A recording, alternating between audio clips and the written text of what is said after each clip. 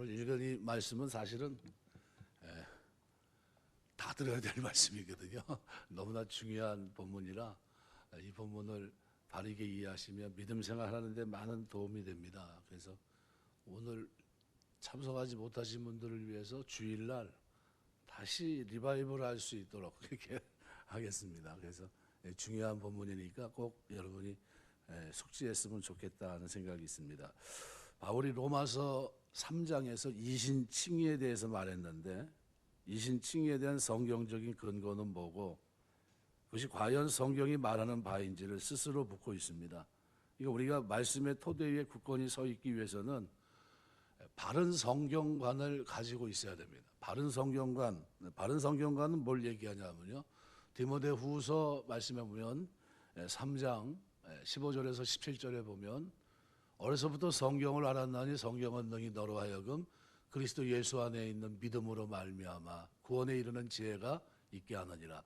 모든 성경은 하나님의 감동으로 된 것으로 교훈과 책망과 바르게 함과 의로 교육하기에 유익하니 이는 하나님의 사람으로 온전하게 하며 모든 선한 일을 행할 능력을 갖추게 하려 함이라. 읽은 이 말씀이 15절 말씀이 총론입니다. 성경은 구원에 이르는 지혜가 있게 한다. 믿음으로 말미암은 구원에 이르는 지혜가 있고 강론은 뭐냐 하면 모든 성경은 하나님의 감동으로 된 것으로 교훈과 책망과 바르게 함과 의로 교육에 유익하니 이는 두 가지를 완전케 합니다. 하나님의 사람으로 온전케 하며 온전한 인격이 되게 하고 모든 선한 일을 행할 능력을 갖추게 하려 함이라. 온전한 삶이 되게 한다는 거예요. 그러니까 성경은 굉장히 중요하죠. 그러니까 우리가 하나님 말씀 위에서 우리의 인격과 삶이 온전해질 수 있는데 이유는 하나님 말씀은 인간을 만드신 창조주 하나님의 말씀이기 때문에 그렇습니다. 모든 물건은 만든 사람의 의도와 설명에 충실할 때 비로소 온전한 가치를 지닙니다. 모든 사람의 사용 설명서와 정반대로 사용하면 망가지기 쉬워요. 여러분 어디 차를 사든 뭐를 사든요 설명서를 읽어보지 않고 대부분 쓰거든요. 설명서의 내용이 굉장히 풍부한데 간혹 그런 얘기를 들었어요. 차를 사가지고 폐차할 때까지 거의 탔는데 뒤늦게 따뜻하게 하는 기능이 있는 거를 나중에 알아가지고 이거 했냐고 핸들에 이거 있는 거 봐. 몰랐다고. 그러니까 여태까지 춥게 그냥 차가 폐차할 때까지 몇 년 탄 겁니까? 몇 년을 탔는데 겨울에 그 추운데 손 시려운데 그걸 가지고 그러고 다닌 거예요. 기능을 모르니까. 그리고 살 수 있다는 거죠. 이게 똑같아요. 이거 다윗이 시편 119편 105절 말씀에서 주의 말씀은 내 발의 등이요 내 길의 빛이니이다. 말씀이 없으면 삶 자체가 암흑 속으로 빠지게 되는 것과 같은 이것을 다윗이 깨달았던 겁니다. 그래서 바울은 이 이신칭의의 이 성경적인 근거를 오늘 본문에서 두 사람에게 찾습니다. 아브라함에게서 찾고 있고 그 다음에 다윗에게서 찾고 있습니다. 이 믿음의 조상 아브라함도 하나님의 은혜 없이는 구원받을 수 없었다고 하는 사실을 말하고 있습니다. 그래서 1절 2절 보면 육신으로 우리 조상인 아브라함이 무엇을 얻었다 하리요. 만일 아브라함이 행위로서 의롭다 하심을 받았다면 자랑할 것이 있으려니와 하나님 앞에서는 없느니라. 그러니까 아브라함이 의롭다함을 받은 것이 행위로 된 것이라고 한다면 행위를 자랑할 수 있겠지만 행위로 된 것이 아니기 때문에 자랑할 것이 없다는 얘기입니다. 그래서 3절 말씀에서는 성경이 무엇을 말하느냐. 아브라함이 하나님을 믿음에 그것이 그에게 의로 여겨진 바 되었느니라. 이 아브라함이 의인 될 수 있었던 것은 하나님을 믿었기 때문입니다.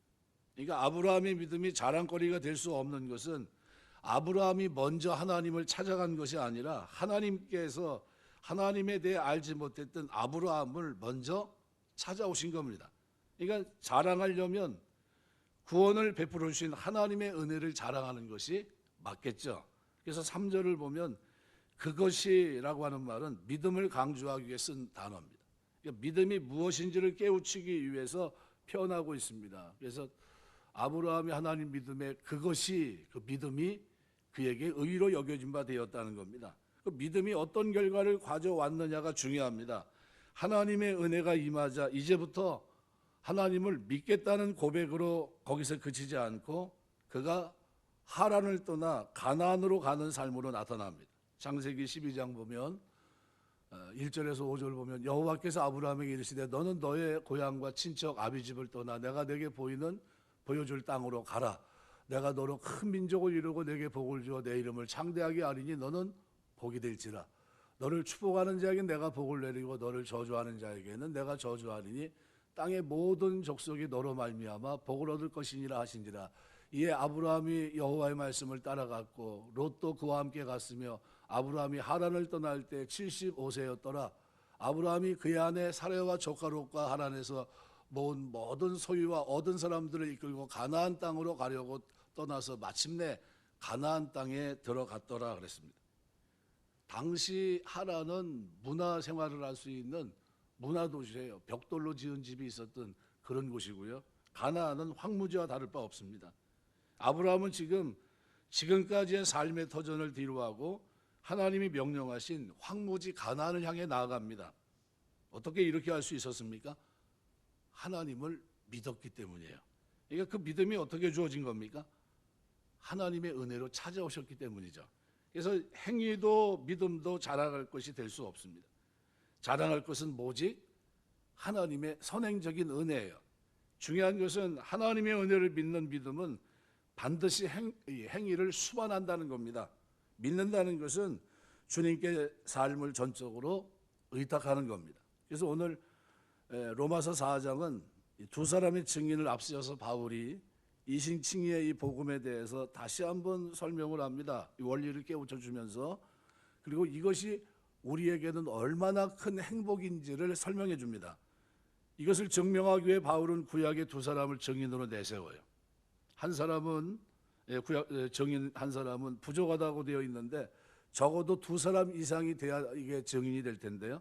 부득이하게 바울은 유대인들이 존경하고 있는 두 사람 아브라함과 다윗을 증인으로 내세웁니다. 이들이 훌륭한 사람을 어떻게 보면 만일 행위로 의롭다함을 받는 것이 아니고 믿음으로 의롭다 하심을 받는 것이 분명하다면 이제는 더 이상 의심의 여지가 없겠죠. 그래서 변명할 여지 없이 믿음으로 의롭다 하심을 받는다는 원리를 너무나도 중요한데 이 원리를 오늘 본문에서 설명하고 있어요. 그래서 저는 편의상 세 대주로 나눠서 생각하면서 은혜를 나누려고 합니다. 1절, 2절은 아브라함도 따지고 보면 육신으로는 아무것도 얻은 것이 없습니다. 우리가 똑같은 죄인이고 하나님 법이 내세울 것이 하나도 없습니다. 또 3절에서 5절 보시면 아브라함이 의롭다 하심을 얻은 것은 무엇 때문입니까? 바로 우리와 마찬가지로 믿음, 오직 믿음이 한 가지로 의롭다 하심을 얻었다는 겁니다. 또 6절에서 8절까지 말씀에서는 그러면 바울은 여기에서 다윗의 예를 들어가면서 다시 한번 믿음으로 의롭다 하심을 받는다는 원리를 우리에게 일깨워 주면서 이것이 우리에게 얼마나 큰 행복인가 하는 것을 알려줍니다. 오늘 본문을 보면 일한 것도 없고 아무 공로도 없고 경건치도 못한 나 같은 죄인까지도 하나님께서 사랑해 주시고 모든 죄를 다 용서해 주시고 의롭게 해주셨다는 이 사실, 이 감격 또는 이 행복에 대해서 오늘 우리에게 말씀하고 있습니다. 첫 번째, 오늘 아브라함도 육신으로는 아무것도 얻을 것이 없다는 사실을 우리가 생각해 봐야 됩니다. 그런즉 육신으로 우리 조상된 아브라함이 무엇을 얻었다 하리요? 바울이 말하고자 하는 의도가 뭐냐면요, 아브라함이 육신으로는 얻을 것이 아무것도 없다는 겁니다. 그래서 2절 보면 만일 아브라함이 행위로서 의롭다 하심을 얻었으면 자랑할 것이 있으려니와 하나님 앞에는 없느니라. 그러니까 아브라함이야말로 자기 행위를 내세우면 자랑할 것이 많은 사람이었습니다. 그런데 이와 같은 아브라함도 사람의 눈으로 보기에는 행위가 아무리 훌륭하다 할지라도 하나님 보실 때는 우리가 똑같다는 겁니다. 똑같은 죄인입니다. 의인은 없나니 한 사람도 없습니다. 모든 사람이 다 죄 아래 놓여 있다고 했습니다. 똑같은 죄인입니다. 하나님 앞에서는 이 아브라함조차도 자랑할 것이 하나도 없습니다. 그러니까 아브라함은 갈대와 우르 사람입니다. 이 도시는 우상의 도시였고요. 아버지는 뭐 했던 사람입니까? 우상을 만드는 사람입니다. 여호수아 24장 2절 보면 아브라함의 아버지 데라는 분명히 우상을 숭배한 사람이라고 기록하고 있습니다. 아브라함이 어릴 때부터 하나님을 믿었던 것이 결코 아닙니다. 하나님께서 아브라함을 주권적으로 선택해 주셨던 겁니다. 사도 바울도 마찬가지죠. 한마디로 은혜예요. 바울이 예수 그리스도를 영접한 건 은혜입니다. 그가 믿음으로 구원받은 건 은혜예요. 하나님이 부활하신 주님이 그를 만나주지 않았다면 그는 영원히 헤어나지 못했을 겁니다. 하나님이 아브라함에게 나타나 말씀하십니다. 아브라함아, 너는 본토 친정 아비 집을 떠나라. 그런데 아브라함이 말씀 앞에 순종합니다. 100% 완전하게 순종한 것은 아니지만 너의 본토 친척을 떠나라고 하신 말씀 속에서 아브라함이 본토를 떠날 때 누구를 데리고 갑니까? 조카 롯을 데리고 갑니다. 아비 집을 떠나라고 했는데 자기 아버지 데라를 모시고 갑니다. 중도의 하란에서 아버지 데라가 죽을 때까지 머물러 있어야만 했는데 아버지가 죽고 나서야 아브라함이 가나안을 향해서 출발합니다. 그때도 조카 롯을 뿌리치지 못하고 데려갑니다. 뒤에 아브라함이 조카 롯 때문에 얼마나 마음고생을 많이 합니까? 드디어 아브라함 일행이 하나님께서 말씀했던 가나안 땅에 이르게 됩니다. 제일 먼저 아브라함이 당했던 시련이 뭡니까? 기근이에요. 약속의 땅을 갔는데 먹을 것이 없어요. 그때 아브라함이 선택한 건 뭐냐면 하나님께 구하지 않고, 당연히 하나님께 먹을 것을 구했어야 되는데 그러지 않고 기근을 피해 애굽으로 내려갑니다. 그런데 자기 아내에게 이렇게 말해요. 내려가면서 잘못하면 당신이 너무 아름다워서 애굽 사람들이 나를 죽이고 당신을 빼앗아 가면 안 되니까 이제부터 내 아내라고 하지 말고 내 누이라고 합시다. 이 가나안으로 갔다가 후퇴하고 있는 겁니다. 얼마나 비굴합니까? 야비하죠. 결혼했는데. 그런데 애굽 왕 바로가 거지것대로 어떻게 합니까? 자기 아내를 데려가 버려요. 대신에 아브라함에게 많은 이제 물질을 줬겠죠. 아브라함은 자기 아내를 빼앗겼습니다. 자기 생각한 대로. 근데 그것 때문에 부자는 됐습니다. 근데 가만히 보니까 이건 뭐예요? 하나님이 그림 그렸던 그림이 아니에요. 하나님의 큰 그림은 아브라함이 믿음의 조상, 사레가 믿음의 열국의 어미가 되는 거였거든요. 근데 하나님이 개입할 수밖에 없고요. 그래서 사라를 위험에서 건집니다. 그리고 아브라함의 품에 돌려줘요. 하나님이 개입하시죠. 아무리 생각해도 아브라함은 행위로 말한다면 건전한 생각이 아닙니다. 아브라함이 다시 가나안 땅으로 돌아왔습니다.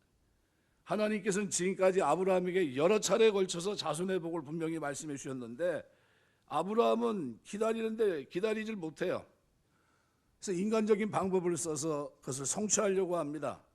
사라가 권하는 대로 여종 하가를 주었고 동침하게 되고 그리고 이스마엘을 낳습니다. 이스마엘 이 후손은 아랍 족속이 되었는데 두고두고 이스라엘을 괴롭히는 민족이 되고 맙니다. 지금도 이스라엘 아랍 그쪽은 지금도 싸우고 있잖아요.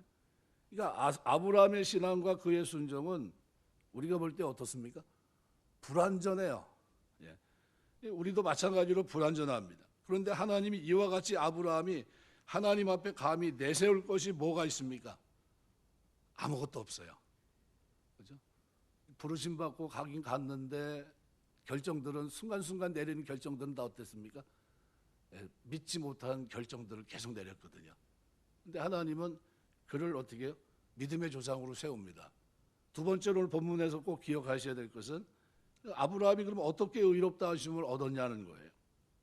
역시 아브라함도 믿음으로 의롭다 하심을 얻었는데, 그래서 3절에 보면 창세기 15장 6절 말씀을 인용해서 그것을 입증하고 있습니다. 아브라함이 여호와를 믿음이 여호와께서 이를 그의 의로 여기시고. 그러니까 성경이 무엇을 말하느냐? 아브라함이 하나님을 믿음에 이것이 저에게 의로 여기신 바 되었느니라. 성경이 말하는 것은 아브라함이 의롭다 하심을 받은 것은 아브라함이 하나님 앞에 경건하게 살았기 때문에 하나님 앞에 의롭다 여김을 받았다, 이게 아니라는 거예요. 아브라함이 하나님을 믿었던 바로 그것이 의로 여기신 바 되었다는 겁니다. 아브라함이 조카 롯이 소돔성에 살았습니다. 어느 날 적군이 침입해서 롯이 포로를 끌려갑니다.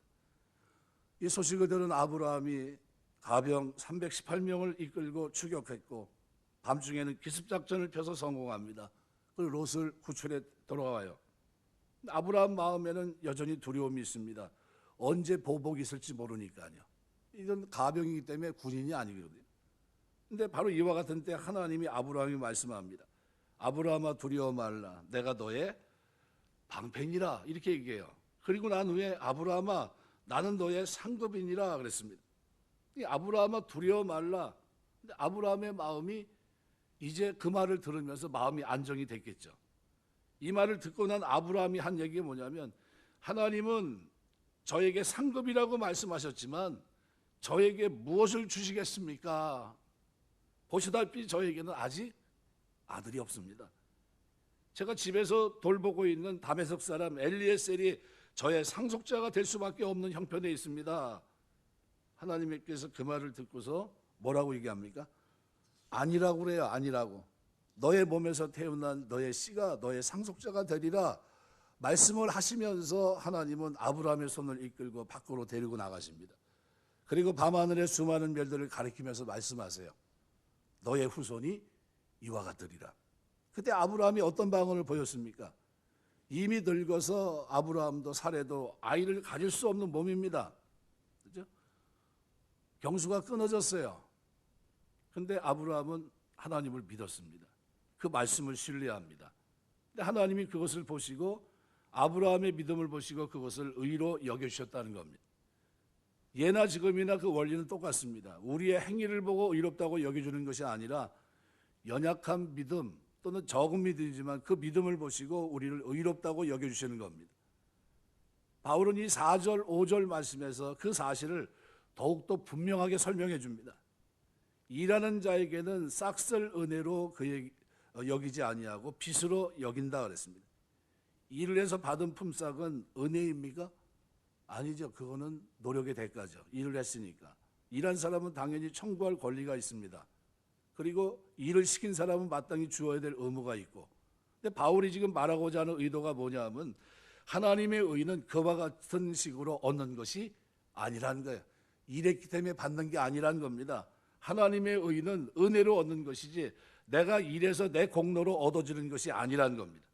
그러면서 하나님의 의는 어떻게 됩니까? 5절에 이렇게 표현합니다. 일을 아니할지라도 받을 게 하나도 없는 겁니다. 경건하지 아니한 자를 의롭다 하신 이를 믿는 자에게는 그의 믿음을 의로 여기시나니. 5절 말씀은 여러분이 마음에 숙지하고 다니셔야 됩니다. 신앙생활 하면서. 그러니까 하나님의 의는 5절이에요. 일을 안 했습니다. 내세울 것이 하나도 없어요. 내 공로가 아닙니다. 품삯을 청구할 권리조차 없습니다.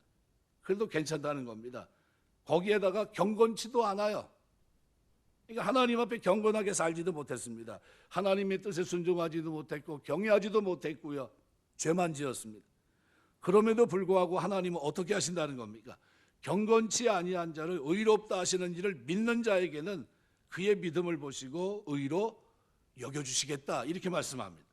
그러니까 우리 하나님은 내가 비록 경건하지 못하다 할지라도 나를 의롭게 해주시는 하나님입니다. 그래서 5절 말씀을 우리가 잊지 마셔야 돼요. 그럼 여기서 말하는 이 믿음은 어떤 믿음입니까? 일한 것이 없어도 내세울 것이 없어도 경건하지 못하지만 이와 같은 자를 의롭다고 여겨주시는 하나님, 저를 긍휼히 여겨주옵소서, 저를 건져주옵소서. 이 믿음 가지고 하나님께 나아가면 하나님은 절대로 버리지 않습니다. 우리를 의롭다 하시고 우리를 건져주실 줄 믿습니다. 여러분, 오른편에 있는 강도가 오늘 내가 나와 함께 낙원에 있으리라. 그 강도가 그 오른편에 왜 십자가에 달립니까? 죄인 중에 괴수기 때문에 달린 겁니다. 그렇게 달릴 수밖에 없는 삶을 살아간 결과가 십자가입니다. 그럼 그 사람은 천국 갈 자격이 있습니까? 하나님 앞에 의롭다 여김 받을 자격이 있습니까? 그런데 그거 내가 오늘 나와 함께 낙원에 있으리라. 일한 것이 하나도 없지 또 경건하지도 못했지. 그런데 그가 그 행복을 누리고 있습니다. 누굴 믿어요? 그리스도를 믿는 믿음으로. 이게 은혜입니다. 이것이 하나님의 은혜예요. 그래서 이 부분을 설명을 하면서 바로 경건치 아니한 자를 의롭다 하시는 하나님을 믿는 자, 여기에 대해서 하나님은 우리가 스스로 고치고 고쳐서 정말로 경건하게 된 다음에 의롭게 여기시는 분이 아닙니다. 아무것도 없을 때, 경건치 아니할 때, 연약할 때, 그죠? 죄인 되었을 때, 그럴 때 하나님 앞에서 이 믿음을 은혜로 믿음으로 구원받은 겁니다. 은혜로. 은혜는 누가 찾아오는 거예요? 하나님 먼저 시작한 게 은혜예요. 내가 하나님을 알아가서 뭔가 내가 공로가 있고 자격이 있고 이게 하나도 없는 겁니다. 선물이에요. 은혜로 믿음으로 구원받은 거죠. 그래서 이 얘기를 조금 더 구체적으로 설명하기 위해서 이스라엘 백성들이면 누구나 알 수 있는 한 사람을 또 소환합니다. 이 사람이 바로 다윗이에요. 다윗의 예를 통해서 믿음으로 의롭다 하심을 받는다는 원리를 설명하고 있습니다. 다윗은 이스라엘 성군입니다. 그에게는 실수와 허물이 있었습니다. 우리아의 아내 밧세바와 간음을 하게 되었고 사실을 은폐하기 위해서 우리아를 최전방에 보내서 살인 교사하죠. 그러도 마음이 편했을까요? 아마 편하지 못했을 겁니다. 그래서 오늘 본문에 보시면 이 시편 32편 1절 2절을 이제 7절 8절에 기록하고 있는데 6절은 이렇게 일한 것이 없이 하나님께 의로 여기심을 받은 사람의 복에 대하여 다윗이 말한 바, 다윗의 샘플을 이제 설명을 하는 겁니다. 여러분 여기 7절 8절은 불법이 사함을 받고 죄가 가리워짐을 받은 사람은 복이 있고 주께서 그 죄를 인정하지 아니할 사람은 복이 있도다 함과 같으니라 이렇게 되어 있는데요. 여기 불법, 이런 폐샤라고 하는 단어인데요. 법을 위반한 죄 또는 현행법에 관한 죄, 외부에 드러난 죄, 이게 불법입니다. 그 다음에 나오는 게 뭐냐면 불법의 사함을 받고 첫 번째 죄가 가리워짐을 받은 사람은 복이 있고, 이 하타라는 이 죄는 본질적인 죄성으로 죄에 물들어 있는 우리의 바탕을 말합니다. 그리고 또 한 번 또 죄가 나옵니다. 주께서 그 죄를 인정하지 아니하실 사람은 복이 있다. 이것은 아본이란 단어입니다. 본질적인 죄로부터 파생되는 죄를 말해요. 쉽게 말하면 설명을 계속 드리겠습니다. 금용이 있고 금용 바깥에 온갖 더러운 것이 붙어 있다고 할 때 그 더러운 것들, 이걸 우리는 폐샤, 불법이라고 표현합니다. 하타이라고 하는 이 죄는, 첫 번째 죄는 금용 자체가 완전히 이그러져서 온전한 금용의 모습을 상실한 겁니다. 근거가 없는 거죠. 이 어지러진 금용에 무엇을 넣고 어지러진 것들이 나올 수밖에 없는데 그 결과물이 아본이에요. 오늘 본문을 보면 폐샤, 하타, 아본 이렇게 돼 있어요. 이 같은 죄를 전부 용서해 주신 것인데 그럼 어떻게 용서해 주신 거냐면요, 사함을 받았다는 겁니다. 불법의 첫 번째가 뭡니까? 불법이 사함을 받고, 내슈이라는 히브리 말인데 사함이란 말은 밖으로 드러난 죄를 닦아주는 것을 의미합니다. 그죠? 불법의 사함을 받고, 그 다음에 죄가 가리우심을 받는다. 가리움을 받는다는 캐슈이란 말은 이 이지러진 금형을 다시 넣고 새로운 금형으로 만들듯이 본질적으로 고쳐진다는 겁니다. 그래서 여기 죄가 가리워짐을 받은 사람은 복이 있고, 그 다음에 그 죄를 인정하지 아니할 사람, 로 아우쇼브라는 단어인데요, 히브리어에서 부정어 로가 들어가면 절대로 바꿀 수 없어요.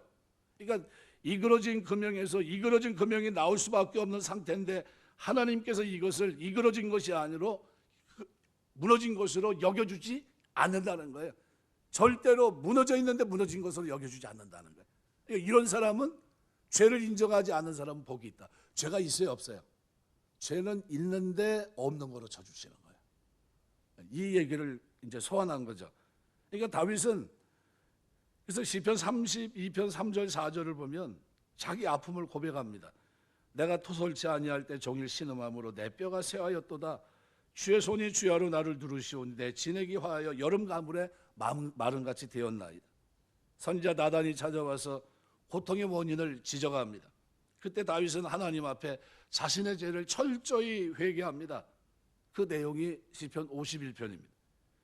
무려 5년간이나 자성의 시간을 보냅니다. 회개했고요. 그때 하나님은 조건 없이 다윗의 모든 죄를 다 용서해 주십니다. 불법과 죄로 연결되어 있는 이 모든 것으로부터 사함받고 가려짐을 받고 인정하지 아니하시는 복을 그가 누리게 돼요. 이게 다 뭡니까? 은혜입니다. 그래서 6절은 뭐라고 표현하면 일한 것이 없이 하나님께 의로 여기심을 받은 사람의 행복에 대하여 다윗이 말한 바. 뭐가 행복입니까? 죄사함 받은 게, 죄 문제가 해결된 거, 하나님이 인정하지 않는 거, 이게 행복이라는 겁니다. 우리는 불법과 죄와 죄 속에서 절대로 노임받을 수 없는 이와 같은 그와 같은 죄악 속에 있었는데 하나님이 이걸 어떻게 해요? 의롭다고 여겨주십니다. 너무 감사하죠. 우리 인생이 하나님으로부터 죄 용서, 사죄의 은총을 받는 일보다 더 행복한 일이 이 땅에 있을까요? 다윗은 일한 것이 없었습니다. 행위로 보면 죽어 마땅합니다. 다윗이 지은 죄가 큽니까? 사울이 지은 죄가 큽니까? 그게 그거예요. 다르지 않습니다. 죽어 마땅한 거예요. 근데 왜 사울은 죽이고 다윗은 살립니까? 그게 하나님의 주권이에요. 은혜. 그러면도 하나님께서 그를 의롭다고 여겨주십니다. 다윗이 느낀 행복은 죽어 마땅한데 하나님이 저를 이렇게 살려주시는 겁니까? 내 죄를, 이 불법을, 이 죄를, 이 가운데 있는 나를, 이미 묻어져 있는 나를 다시 원상태로 복귀시켜 주시는 겁니까? 라는 거예요. 그래서 다윗이 느낀 행복은 7절, 8절 이 기록을 시편 32편 1절, 2절을 인용하면서 설명하고 있는 겁니다. 불법을 사하심을 받고 죄를 가리우심을 받은 자는 복이 있고 주께서 그 죄를 인정치 아니하실 사람은 복이 있다. 이게 뭐예요? 이게 행복이라는 거예요. 행복. 그러니까 오늘 본문은 뭐에 대한 겁니까? 아브라함이 누렸던 믿음으로 의롭게 된 행복, 다윗이 믿음으로 의롭게 된 행복, 이것은 우리에게도 믿음으로 의롭게 되는 행복의 길이 어디 있는지를 설명합니다. 은혜로 믿음으로 구원받는 여기에 진정한 인생의 행복이 있다는 겁니다. 하나님께서는 다윗의 모든 불법을 다 사해 주셨습니다. 깨끗하게 씻어 주셨습니다. 다윗의 죄를 덮어 주셨습니다. 더 이상 보이지 않게 가려 주셨습니다. 우리 인간은 덮어주지 못하고 들춰내지만 하나님이 그렇게 하지 않으셨어요. 가려주시고 덮어주십니다. 하나님 우리의 죄를 덮어주시기 위해 이 땅에 독생자 예수 그리스도를 보내주셨습니다. 그 죄를 인정치 아니하신다고 하십니다. 다윗의 죄를 하나도 인정치 아니하신다는 겁니다. 처음부터 다윗이 그런 죄를 짓지 않은 것처럼 여겨주시겠다는 거예요. 이게 행복이라는 겁니다. 행복. 아브라함도 행복을 누리고 있고요, 다윗도 행복을 누리고 있고, 바로 오늘 우리도 예수 그리스도 안에서 바로 모든 그리스도인들이 누리는 행복이 여기 있는 겁니다. 그래서 5절은 너무 중요해요. 이를 아니할지라도 경건하지 아니한 자를 의롭다 하시는 이를 믿는 자에게는 그의 믿음을 의로 여기시나니. 우리의 구원도 여기에 포함되어 있습니다. 그러니까 우리는 존재형의, 우리가 뭐 소유형의 사람, 존재형의 사람을 지난주에도 제가 설명을 드렸는데 우리는 누굽니까? 뭘 가졌기 때문에 행복한 사람이 아니에요. 이미 그리스도 안에 그 소유가 되었기 때문에 우리는 행복해요. 그분이 우리를 은혜로 선택하시고 믿음을 선물로 주셔서 하나님 자녀가 되고 하나님 앞에 나아갈 수 있는 이 화목의 문제, 의의 문제, 이 모든 문제가 해결됐기 때문에 행복한 겁니다. 신앙생활 잘하면 구원받는 겁니까? 이미 구원받은 백성으로 이 땅을 살고 있습니까? 이미 후자예요. 구원받은 백성으로 하나님과 화목된 자로 아들로서 지금 이 땅에 있지만 그리스도 안에 통치를 받으며 이 땅을 살고 있는 하나님의 사람, 믿음의 사람이 된 겁니다. 일한 게 하나도 없는데 예수 믿고 구원받은 거예요. 그러니까 지금 저희 교회 하나님께서 은혜 주셔가지고 평생 예수 안 믿다가 주일날 보세요. 뭐 80평생 가서 부처 섬기고 있던 분이 와가지고 교회 와가지고 예배드리고 하고 있어요. 따님 모시고 와가지고 날마다 예배드리고 가고 그러시잖아요. 은혜입니다. 구원 받을까요? 못 받을까요? 대답 확실하게 하세요. 글쎄 가봐야 되는 겁니까? 여기서 모를까요? 이게 행복이라는 게, 이게 우리 그리스도인들이 누리는 행복이라는 겁니다. 아브라함이 그렇게 복을 받았구나.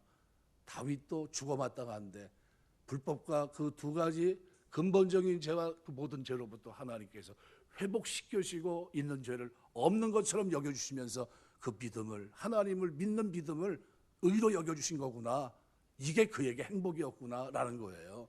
그럼 오늘 우리는 어떻습니까? 똑같은 행복을 우리가 지금 누리고 있는 거예요.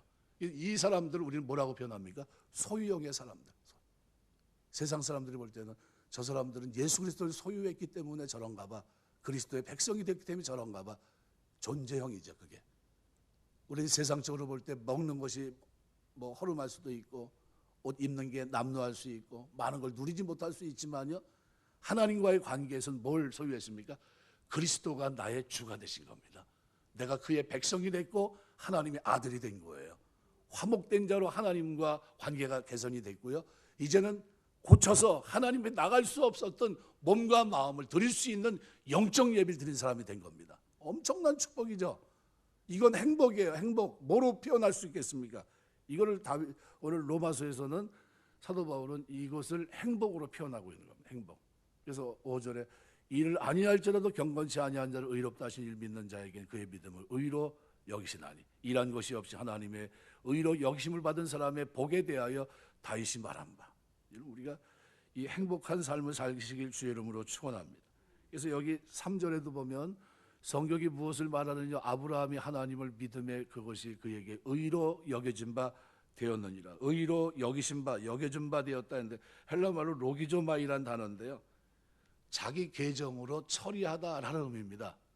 그러니까 무슨 얘기냐면요, 여러분 자녀들이 여행 중에 있다가 집으로 전화가 걸려왔어요. 큰일 났어요. 지금 돈을 다 잃어버렸습니다.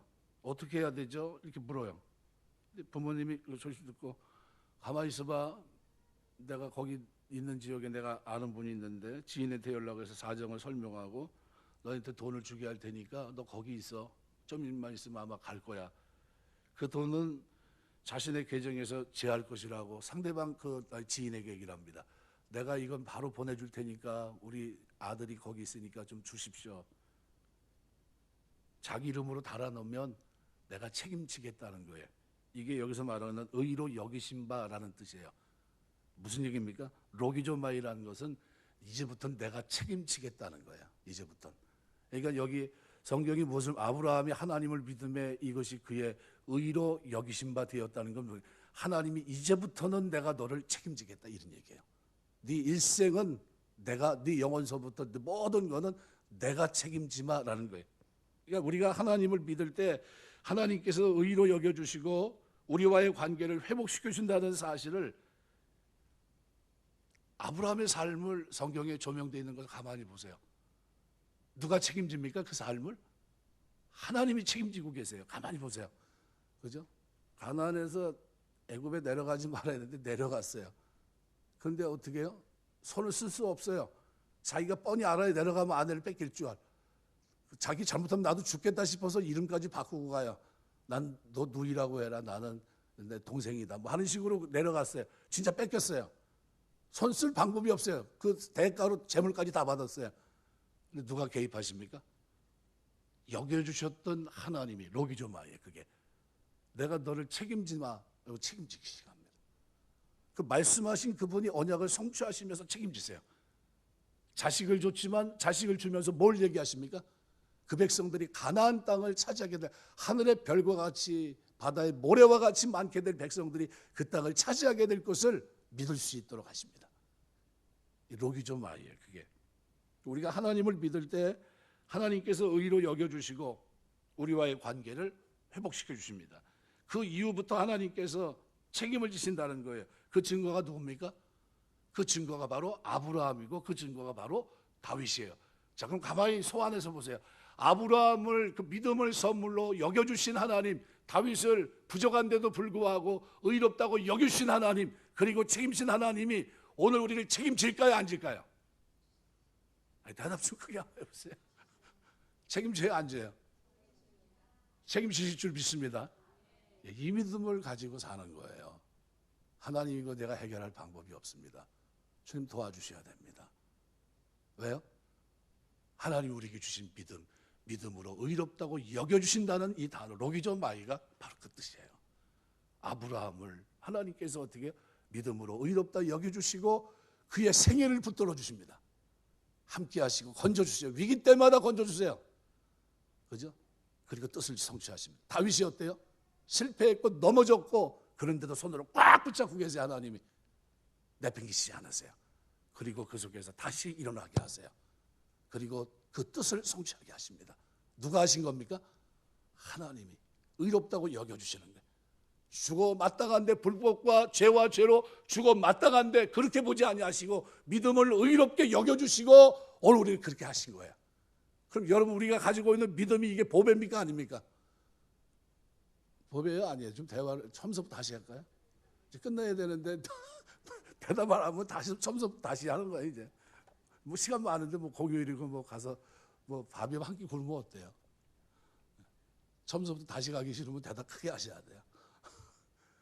하나님이 의롭다고 여겨주시는 거, 이거 보통 일이 아닙니다. 그죠? 엄청난 일을 우리에게 지금 하시고 있는 겁니다. 내가 지금 믿는 이 믿음이라는 게요, 우스운 게 아닙니다. 세상에서 볼 때 저 하찮은 사람들, 이게 아니에요. 하나님 우리와 관계를 맺기 시작했고 책임지면 책임이 시작됐다는 겁니다. 로기전 마이야. 내 계정으로 네가 하는 걸음 속에 네 필요한 것들을 내가 채우마. 걱정하지 마라. 믿음의 길을 걸어가라. 하면서 어떻게 모든 불법과 죄와 죄로부터 우리를 건져내시고 그 속에서 의의 백성으로 부족한데도 거룩한 백성으로 이 땅을 살 수 있도록 은혜 베푸시는 겁니다. 은혜로 부르셔서 믿음을 선물로 주시고 의롭다고 여겨주시고 책임져 주시는 하나님의 은혜 잊지 않게 되시길 주의 이름으로 축원합니다. 기도하겠습니다.